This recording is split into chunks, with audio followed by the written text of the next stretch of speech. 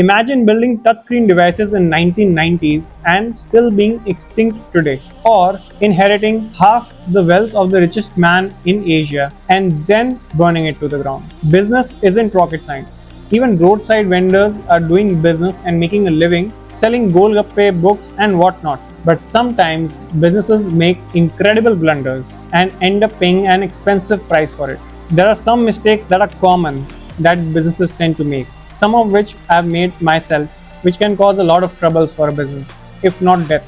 In this video, I'll give you top 8 mistakes that a businessman can make while starting his business. Most of these are based on case studies about business blunders or based on my own experience. So let's begin.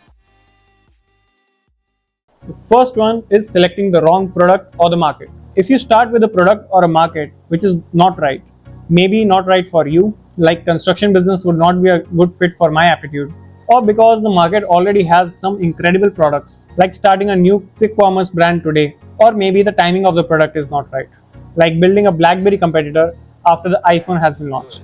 Michael Porter's 5 forces model is something that you can use to evaluate products or market that you're thinking of entering. Based on this model, any business can be analyzed based on 5 external forces that put pressure on it.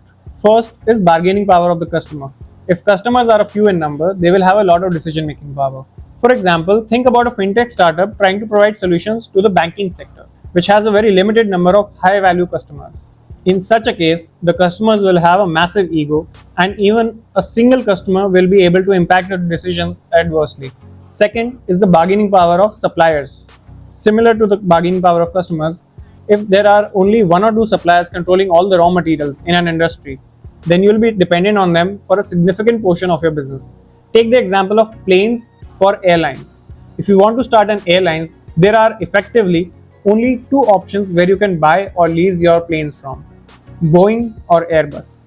And as a result, you'll be at the mercy of these 2 companies for the supply of your planes. The third factor is existing competition. This includes all the existing competitors in the market.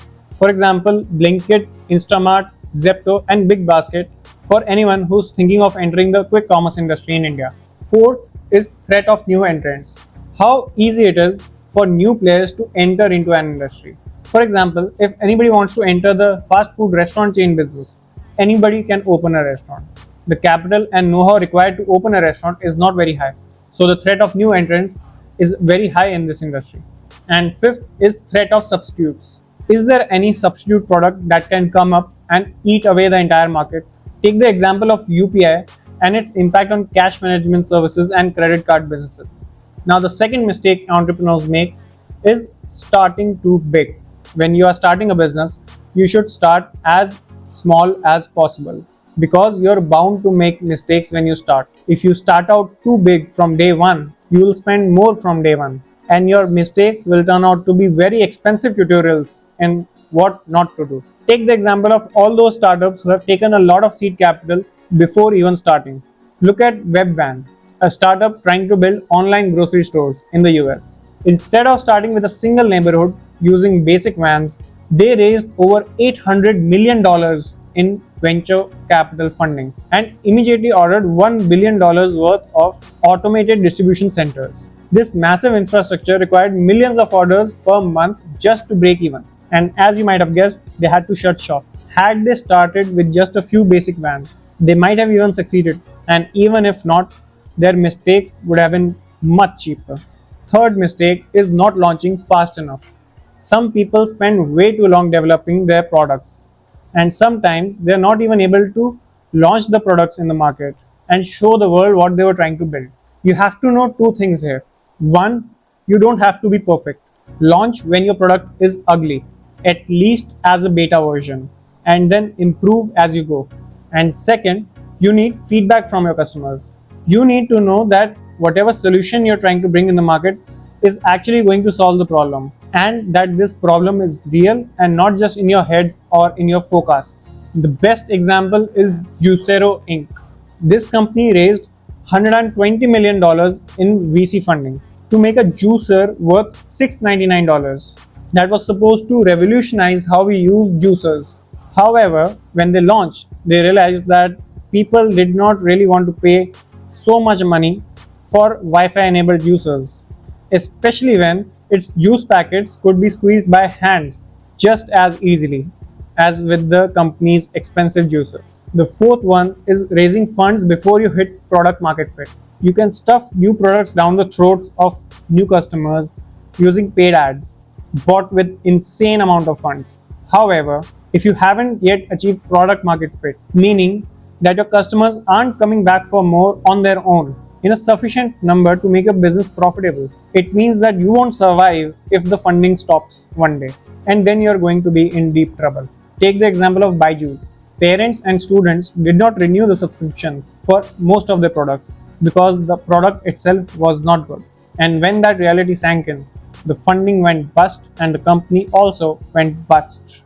Before we move forward, if you're liking this video, then please drop a like and share it with your friends if you think they'll find it useful. And if you want more such content, then please hit subscribe. Your small actions will provide us with motivation to keep making such videos for you. Now coming to the fifth point. The fifth mistake is not managing cash flows well. Cash is the real king in business. Not profit, not growth, cash. Especially when you're starting. How will you grow or pay yourself when you can't even pay your expenses? There are three parts to managing your cash flows. First, start selling your products or services as soon as possible to start generating revenue. Second, sell on cash basis and not on credit as much as possible. Sell cheap, sell in small quantities, but sell in cash if possible. You don't want to waste your time begging for money that you are owed to. And third, keep your expenses under control. If you don't have cash to pay some new joiner, then consider giving equity instead. No matter how small you are, if you can be cash flow positive, then you'll have an unlimited runway, and then time will be on your side. Sixth mistake is doing everything in do-it-yourself mode. A sole proprietorship would be the best form of business if only one man could do everything. You can't do sales, production, accounting, strategizing, everything yourself, at least not forever. In the beginning, you can do that and you should be doing that, but you need to hire and delegate work, either to an intern, employee, or agency, or to a machine, software, or AI in order to scale your business. If you don't have money to hire anyone, then try finding a co-founder instead. I learned this the hard way, trying to build my first startup all on my own. I did try to find a co-founder for the longest time, but I wasn't able to. The seventh mistake is partnering with the wrong co-founders. Take the example of Blue Smart. It had a great business model, and women in Delhi loved the sanitary caps and the safety they offered. People were even willing to pay a premium for these caps. But one of the co-founders turned out to be stealing money from the company, and then their entire cap business collapsed. Business is a team sport, and your team is going to be responsible for a big part of your success or failure. So make sure that you choose well. And the eighth mistake is not pivoting in time. Did you know that YouTube started as a dating website and it pivoted very quickly into the video sharing platform where you are seeing me today? Twitter was originally audio, a podcast aggregator. Then iTunes decided to launch podcasts and destroyed their entire business model. So they shifted to short messages. When you're starting out, you might soon realize that the product or market or the business model that you've chosen is not right, and you need to change something. You need to pivot as soon as possible when you're faced with new information that challenges your existing assumptions so that you can stay alive and stay competitive. And a bonus, ninth mistake, is not shutting shop in time.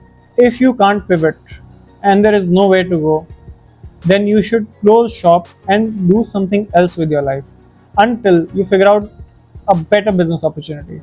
CA Aman Gupta started multiple businesses, and after many of his business failures, he went back into job. If you're not able to find success in one business, doesn't mean that you have to keep carrying it on until the end of the world.